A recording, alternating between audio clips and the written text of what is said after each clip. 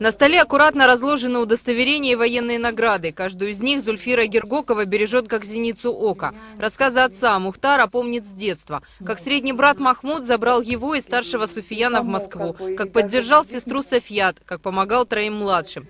Их всех призвали в 41-м. Судьбой было дано 3 братьям встретиться в Дмитрове в битве за Москву. Встреча оказалась роковой. Медсестра, там какая там вот бомбежки, вот это все. И она бежит и говорит: ребята, вы знаете, говорит, там, говорит, раненый, просто, говорит, разорванный, говорит, мужчина лежит, но так похож на вас. Так семья Гергоковых потеряла Суфияна. Его не взяли пули в Первую мировую, гражданскую, финскую. Он пал за родину, в Великую Отечественную. Собрали его по частям, и вот со старшего брата они вот этого Суфьяна хоронили.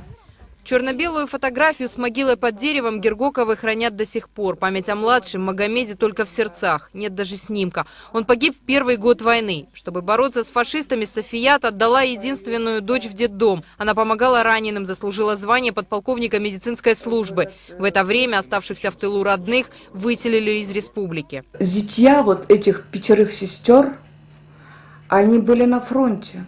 Они тоже воевали. Но в это время их жен и детей вот всех выслали.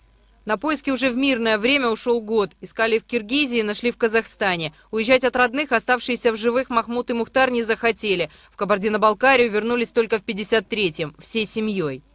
Ленина, 75. На стене здания табличка «Здесь живут участники Великой Отечественной» Ядвига Попеневская и Мария Бетрозова. В ближайшее время решением администрации городского округа Нальчик здесь появится мемориальная доска в память о ветеране, которого уже нет с нами, Мухтаре Гергокове. Он в этом доме прожил 20 лет. Отчий дом Гергоковых в Белой речке. Там выросли внуки, сюда приезжали правнуки. Об истории рода знает едва ли не каждый житель села. А в ближайшие дни одна из улиц новостроек станет называться именем 7 героев. На вечную память.